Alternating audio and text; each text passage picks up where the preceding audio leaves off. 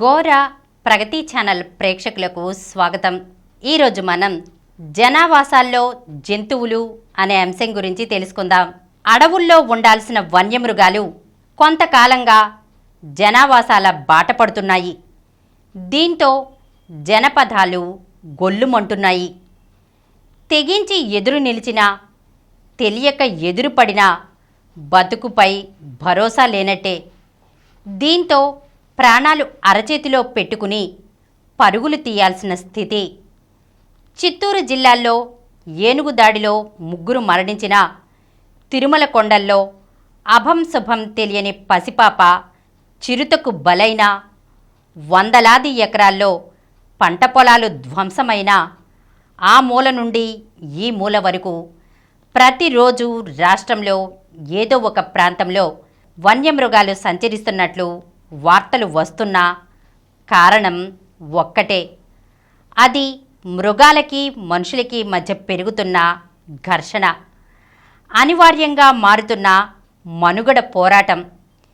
ఎక్కడో కాకులు దూరని కారడవుల్లో ప్రశాంతంగా తమ మానాన తాము బతికే పులులు, చిరుతలు, ఏనుగులు, ఎలుగుబంట్లు నుండి వివిధ రకాల వన్యమృగాలు జనారణ్యంలోకి ఎందుకు వస్తున్నాయి?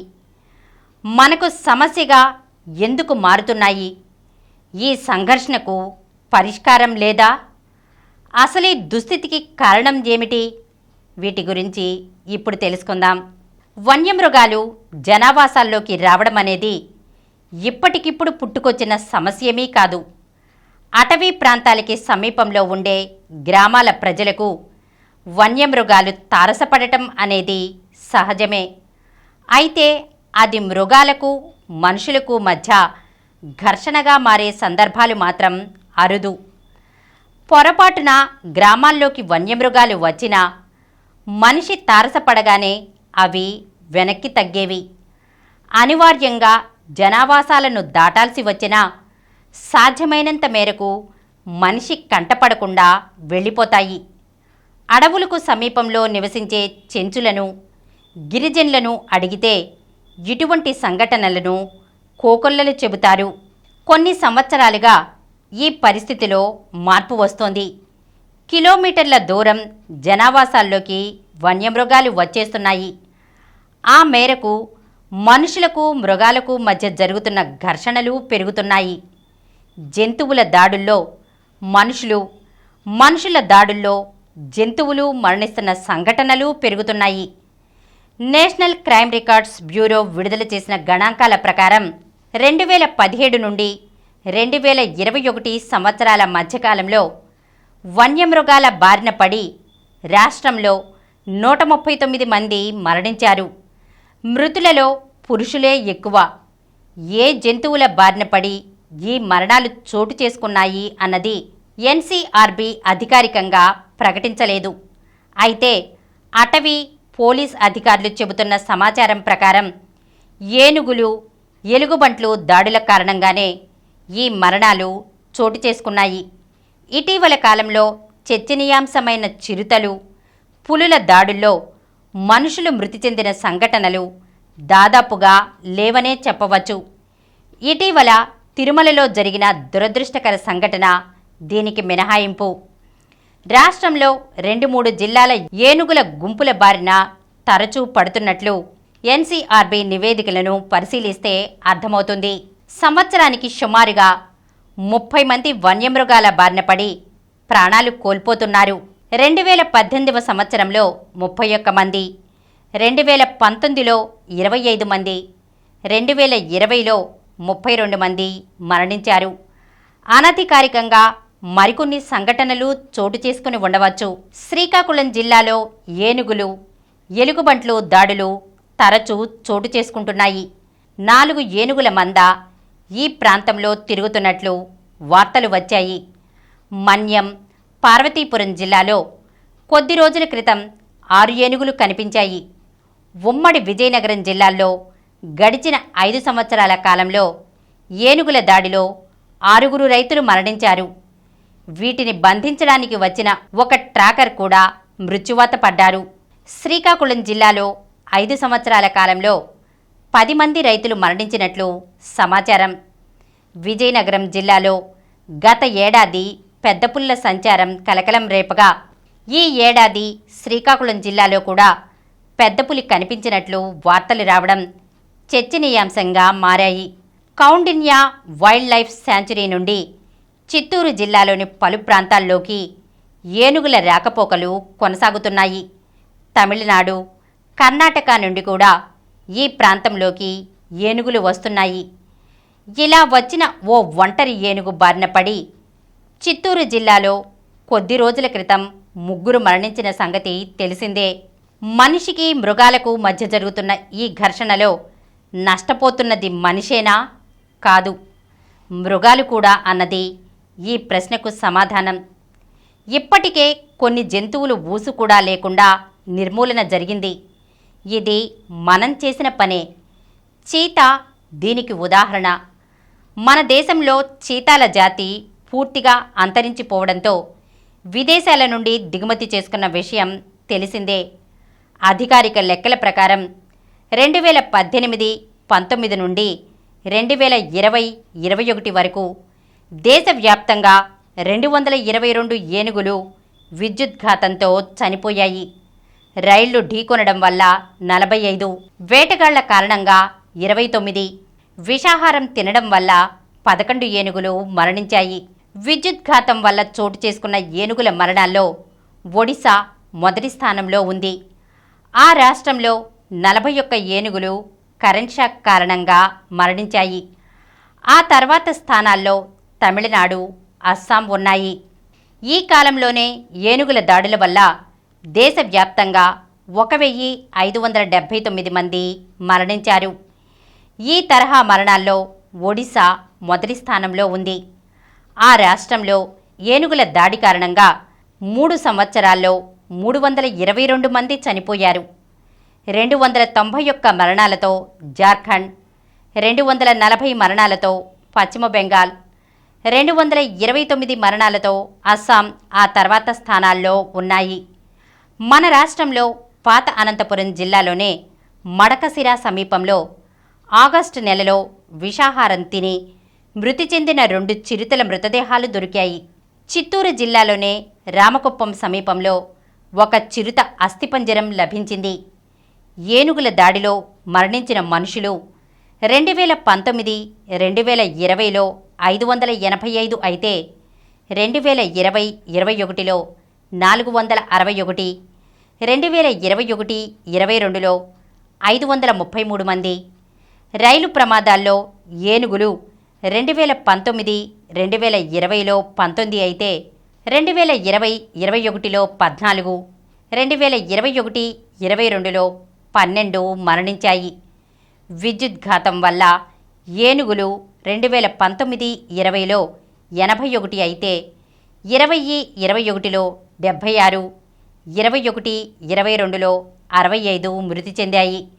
వేటగాళ్ల వల్ల ఏనుగులు 2019-20లో 6 అయితే 2020-21లో 9, 21-22లో 14 మరణించాయి.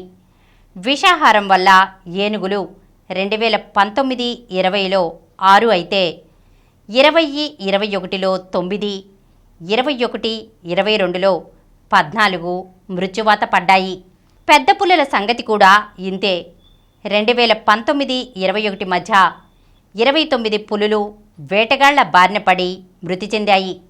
మరో 197 మరణాలకు కారణాలు నిర్ధారణ కావాల్సి ఉంది. అదే సమయంలో 125 మంది దేశవ్యాప్తంగా పులుల బారిన పడి మరణించారు. వీటిలో సగానికి పైగా మహారాష్ట్రలో చోటు చేసుకున్న సంఘటనలే. ఆ 3 ఏళ్ల కాలంలో మన రాష్ట్రంలో పులులు, చిరుతల కారణంగా ఒక్క మరణం కూడా రికార్డు కాలేదు.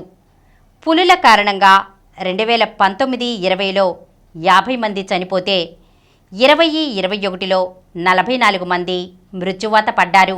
21-22లో 31 మంది చనిపోవడం జరిగింది. సహజంగా మరణించిన పులులు 2019-20లో 44 అయితే 20-21లో 20, 21-22లో కేవలం 4 మాత్రమే. వల వేయడం వల్ల బోన్లు పెట్టిన కారణంగా 2019-20లో 6, 2020-21లో 9 అయితే 21-22లో 14 పులులు మరణించాయి. అసహజంగా చూసినప్పుడు ఈ క్రమంలో 3, 0, 2 చనిపోయాయి. పరిశీలనలో ఉన్న పులుల మరణాల సంఖ్యను పరిశీలిస్తే 2019-20లో 22, 20-21లో 71, 21-22లో 104 నమోదయ్యాయి. వేటగాళ్లకు చిక్కి మరణించిన పులుల సంఖ్య ఈ వరుసలోనే 10, 7, 13గా ఉంది. ఐక్యరాజ్య సమితి environment programme, world wide fund for nature సంయుక్తంగా 2021 జూలైలో విడుదల చేసిన ఏ ఫ్యూచర్ ఫర్ ఆల్ నివేదిక ప్రకారం ప్రపంచవ్యాప్తంగా ఉన్న పులుల జాతుల్లో 75% ప్రమాదకర పరిస్థితుల్లో మనుగడ సాగిస్తున్నాయి. అలాగే ధ్రువపు ఎలుగుబంట్లు, ఏనుగులు, సీల్స్ వంటి ఉభయచరాలు, పెద్ద సంఖ్యలో సరీసృపాలు మనుగడ సమస్యను ఎదుర్కొంటున్నాయి. వాతావరణ మార్పులు, అడవుల నరికివేత, వన్యమృగాల వ్యాపారం, మౌలిక వసతుల పేరిట అడవుల విధ్వంసాన్ని ఈ పరిస్థితికి కారణంగా ఆ నివేదికలో పేర్కొన్నారు. వాతావరణ మార్పుల సంగతి అలా ఉంచితే మన రాష్ట్రంలోనూ దేశంలోనూ ఇతర అంశాల ప్రభావం ఎక్కువగా కనిపిస్తోంది. దేశంలో పెద్ద ఎత్తున అడవుల నిర్మూలన జరుగుతోంది. కేంద్ర ప్రభుత్వం గతంలో అధికారికంగా ప్రకటించిన గణాంకాల ప్రకారం దేశవ్యాప్తంగా నమోదైన అడవులు 77.53 మిలియన్ హెక్టార్లలో వ్యాపించి ఉన్నాయి. ఇటీవల కేంద్ర ప్రభుత్వమే ప్రకటించిన India state of forest report 2021 ప్రకారం మొత్తం నమోదైన అటవీ భూమిలో ప్రస్తుతం 51.66 మిలియన్ హెక్టార్లలో మాత్రమే అడవులు ఉన్నాయి. మరి మిగిలిన 25.87 మిలియన్ హెక్టార్ల అటవీ భూమి ఏమైనట్లు? తగ్గినట్టే కదా. ఈ భూమి ఏమైంది? ఎవరైనా ఆక్రమించారా?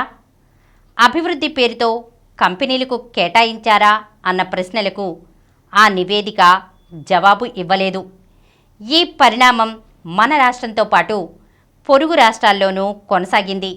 ఆంధ్రప్రదేశ్లో 13,01,900 హెక్టార్లలోని అడవులు మాయమయ్యాయి. ఇది మొత్తం రికార్డెడ్ అటవీ భూమిలో సుమారుగా 35%. తెలంగాణలో 8,99,200 హెక్టార్లు రికార్డెడ్ భూమిలోని అడవులు తగ్గాయి. తమిళనాడులో 5,65,700 హెక్టార్లు, కర్ణాటకలో 15,73,600 హెక్టార్లు, ఒడిశాలో 28,51,000 హెక్టార్లు రికార్డైన అటవీ భూమిలో ప్రస్తుతం అడవులు కనిపించడం లేదు. ఇంత పెద్ద మొత్తంలో అడవులు మాయమవుతున్నాయి కాబట్టే వన్యమృగాలకు జనావాసాల్లోకి రాక తప్పని స్థితి ఏర్పడుతోంది. మన పొరుగు రాష్ట్రాలైన ఒడిశా, కర్ణాటకలో 40% పైగా రికార్డెడ్ ఫారెస్ట్ భూమి తగ్గడం ఈ సందర్భంగా గమనార్హం. కరోనా సమయంలో అనేక ప్రాంతాల్లో వన్యమృగాల సంచారం పెరిగిందని, తర్వాతి కాలంలో దానినే అలవాటుగా చేసుకున్నాయన్న వాదన కూడా ఉంది. అప్పట్లో లాక్డౌన్ కారణంగా వాహనాలతో పాటు మనుషుల రాకపోకలను నియంత్రించిన సంగతి తెలిసిందే. దీంతో వన్యమృగాలు స్వేచ్ఛగా తిరిగాయి.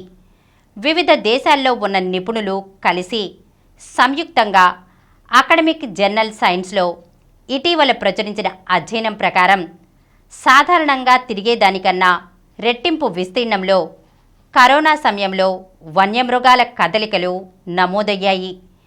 ఏనుగులు, ఒంటెలు, ఎలుగుబంట్లు, జింకలు వంటి 43 విభిన్న జాతులకు చెందిన 2,300 జంతువులను ట్రాక్ చేసి ఆ నిర్ధారణకు వచ్చినట్లు నివేదికలో పేర్కొన్నారు.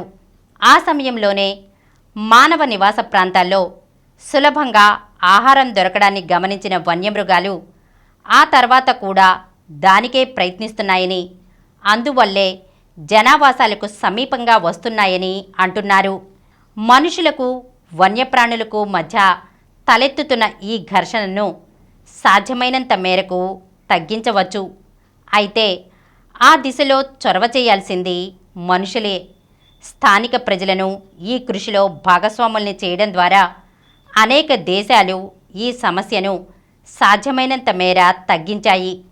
స్థానిక ప్రజలకు వన్యమృగాలు, వాటి కదలికలు, ఆహారపు అలవాట్ల మీద అవగాహన కల్పించడం ద్వారా భయాన్ని పోగొట్టి అవసరమైన జాగ్రత్తలు నేర్పడమన్నది దీనిలో మొదటి దశ. ఆ తర్వాత పరిరక్షణకు సంబంధించిన పనుల్లో వారిని భాగస్వాములను చేయాలి. ఐక్యరాజ్యసమితి ఎన్విరాన్మెంట్ ప్రోగ్రాం కూడా దీనినే ధృవీకరించింది.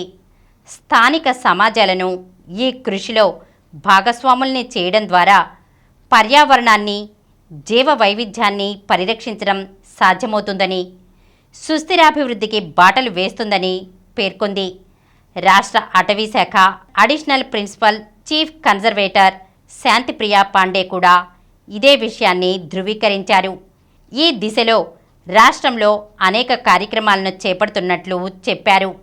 అదే సమయంలో గ్రామస్తులు తమ నివాస ప్రాంతాల పరిసరాల్లో వన్యమృగాల కదలికలను దాచిపెట్టే పొదలు లేకుండా చూసుకోవాలని, పెంపుడు జంతువులను నివాసాలకు దగ్గరగా ఉంచుకోవాలని చెప్పారు. ఆహార వ్యర్థాలను ఎక్కడ పడితే అక్కడ పారేయడం కూడా వన్యమృగాలను ఆకర్షిస్తోందని, ఈ పద్ధతిని మార్చుకోవాలని సూచించారు. మన రాష్ట్రంలో 73 పెద్ద పులులు ఉన్నాయని ఒక అంచనా.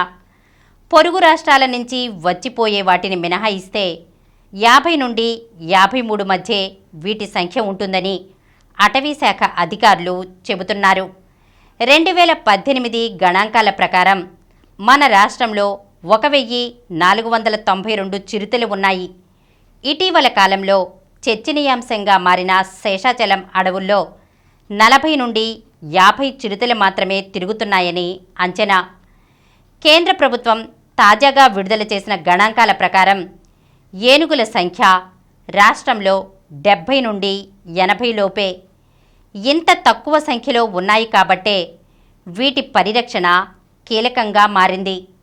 ప్రకృతిలో సమతుల్యాన్ని కాపాడాలంటే జీవ వైవిధ్యాన్ని, పర్యావరణాన్ని రక్షించడం తప్పనిసరి. ఈరోజు మనం జనావాసాల్లో జంతువులు అనే అంశం గురించి తెలుసుకున్నాం కదా. మరొక అంశంతో మళ్ళీ కలుద్దాం.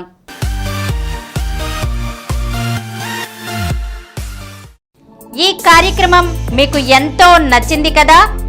ఇటువంటి మరిన్ని వీడియోల కోసం అనతి కాలంలోనే 20 కోట్ల వ్యూస్కు చేరువలో ఉన్న డాక్టర్ సమరం మల్టీ ఛానల్ నెట్వర్క్ సమర్పించు గోరా ప్రగతి ఛానల్కు సబ్స్క్రైబ్ చేయండి, లైక్ చేయండి, మీ ఫ్రెండ్స్కి షేర్ చేయండి. అలాగే ప్రక్కనున్న గంట సింబల్ని ప్రెస్ చేయడం మర్చిపోకండి. Please download Samaram Multi-Channel app and watch your favorite channels from your mobile. App available on Google Play Store and subscribe to the channels.